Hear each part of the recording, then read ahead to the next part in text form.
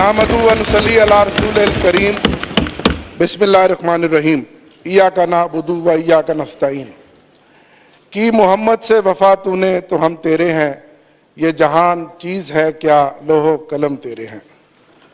जनाब सरदार अयाज सादिक साहब, जनाब स्पीकर, मैं आपको दिल की अता गहराइयों से मुबारकबाद पेश करता हूँ।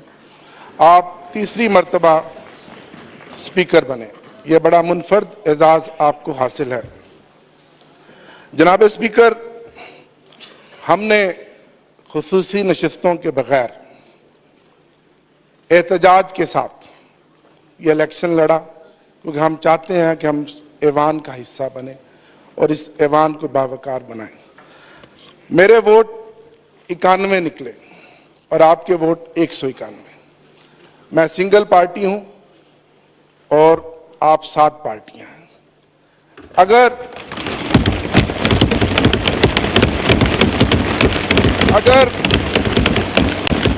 अगर 8 फरवरी का जो इलेक्शन हुआ और जो खामोश इनकलाब था, अगर फॉर्म 45 के मुताबिक इस ऐवान में नतीजा आता तो मेरे वोट 225 होते।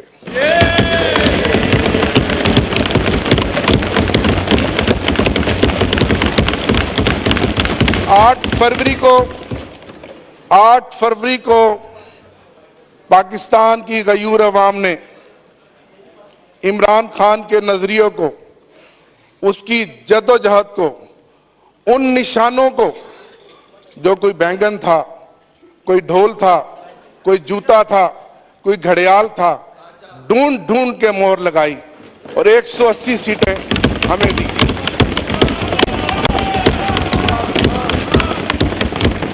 और फिर क्या हुआ? एक इलेक्शन 9 फरवरी को हुआ और आप जानते हैं,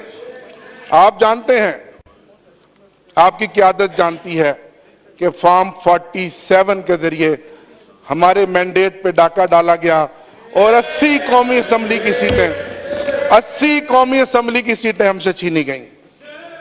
जनाब स्पीकर, अगर वो 180 सीटें हों और हमारी खुसूसी नशिस्तें हों तो आज भी तहरीक इंसाफ इस ऐवान की सबसे बड़ी अकेली सिंगल लार्जर पार्टी है। मैं इस पार्टी का चीफ विप रहा हूं। मुझे फिर खान साहब ने, मेरे कायद ने चीफ विप बनाया। काउंटिंग मेरा काम है, आप जानते हैं। मैं 225 सीटों के साथ आज इस ऐवान में खड़ा हूं।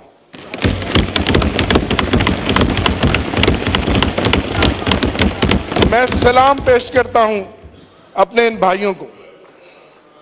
जनाब स्पीकर, 94 सीटों का रिजल्ट हमें दिया गया।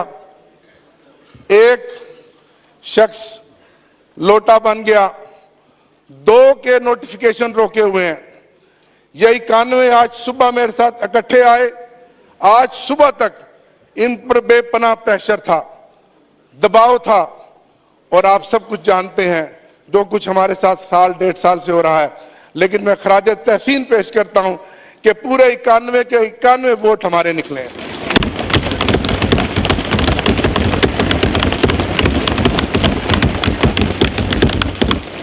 बावजूद इसके कि मेरे समेत, जनाब स्पीकर, ये मौजज़ा है कि हम जिस आग के दरिया को अबूर करके आए हैं, मेरे समेत इस ऐवान में इन मेंबरान में से कोई ऐसा मेंबर नहीं है जिसमें कम से कम 10 पर्चे ना हो, कम से कम 10 मुकदमात ना हो। और आप जमहूरियत की बात करते हैं, आप ऐवान की बालादस्ती की बात करते हैं। ठीक कहा मेरे भाई ने, ताकत का सरचश्मा आवाम है। ये सब किताबी बातें हैं, सब नारे हैं। मुझे अपने एक दोस्त की बात याद आ गई कि कितने अफसोस की बात है, यहाँ बहुत सीनियर्स बैठे हैं, कि जिसने कहा नहीं जनाब, इस मुल्क में मैटर वो करता है वोट डालने वाले नहीं, वोट गिनने वाले।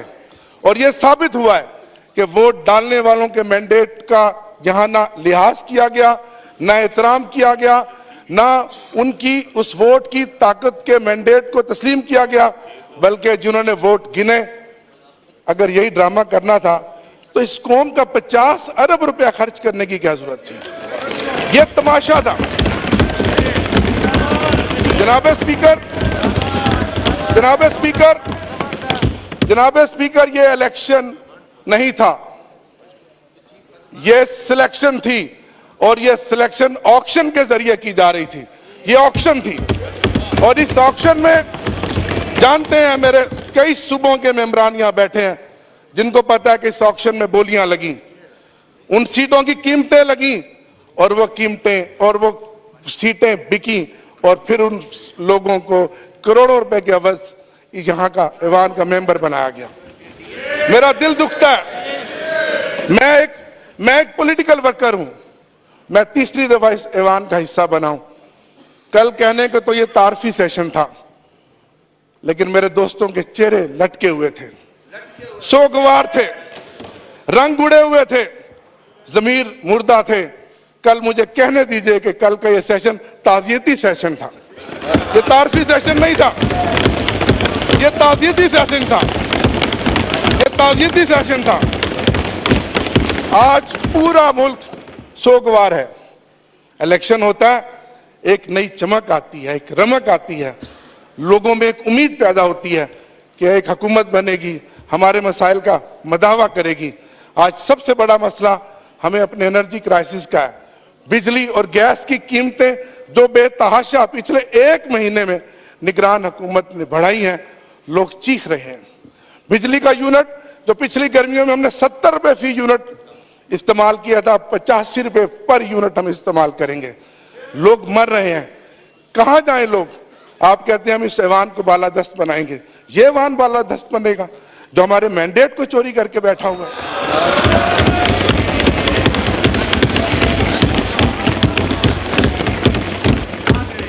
जनाब स्पीकर, हमारी जीती हुई सीटों का मैंडेट वापस किया जाए, मेरा आपसे मुतालबा है। आपने 2013 में जो किरदार अदा किया, मैं उसका मुतारिफ हूं।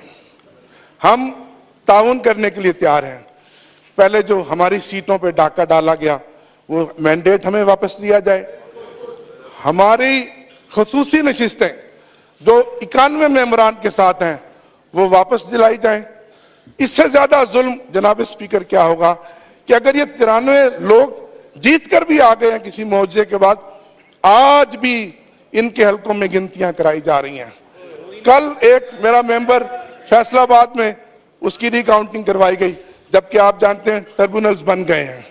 5 दिन पहले लोधरा के एक मेंबर की रिकाउंटिंग कराई गई। बताएं हम कहां जाएं, किसको फरियाद करें? निसार मैं तेरी गलियों पे है वतन कि जहां चली है रस्म कोई ना सर उठा के चले। निसार मैं तेरी गलियों पे है वतन कि जहां चली है रस्म कोई ना सर उठा के चले।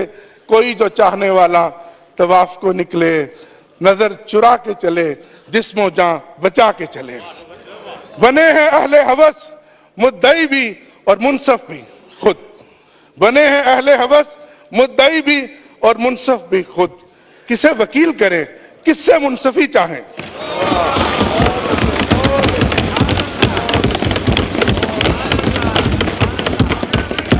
जनाब स्पीकर, मैं इस मौका पर खराज तहसीन पेश करूंगा। खासतौर पे मेरा पैगाम है उन लोगों को जो कहते थे कि इमरान खान के नाम पे कांटा लग गया है। आपने देखा कल और आज, आपने देखा कल और आज इस ऐवान में जो कांटा लगाने वाले आंखें खोल कर देखें। कल और आज इस ऐवान में इमरान खान की तस्वीरों के साथ, नारों के साथ ये ऐवान गूंज रहा है।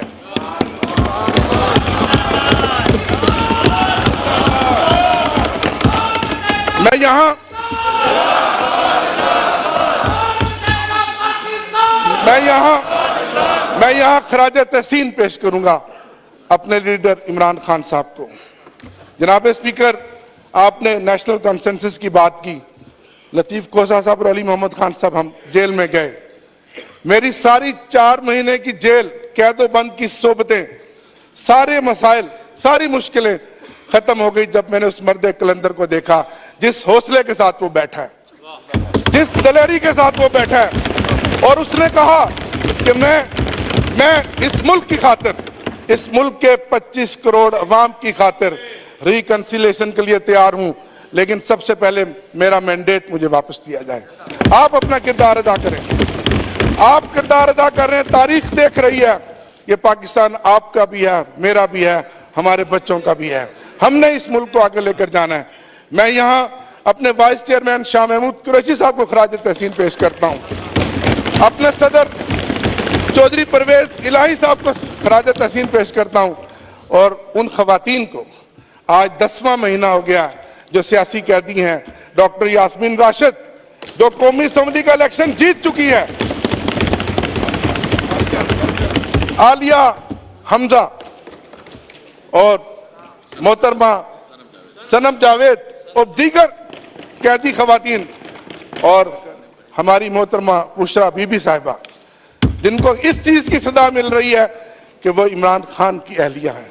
इससे बड़ा जुल्म कभी होगा कि जितनी चादर चार दीवारी की पामाली इन 10-12 महीनों में हुई है, इसकी कोई मिसाल नहीं मिलती। हम पॉलिटिकल वर्कर हैं, मेरा ईमान है कि हाकिमियत सिर्फ अल्लाह की है और अल्लाह अल हक है, और अल्लाह ने दिखा दिया। अगर आप आज भी नहीं मानते और फिर कोई तजर्बा करेंगे तो फिर इस मुल्क का अल्लाह ही हाफिज है। जनाब स्पीकर, बहुत शुक्रिया। मैं इस बात से अपनी बात का इख्तिताम करूंगा।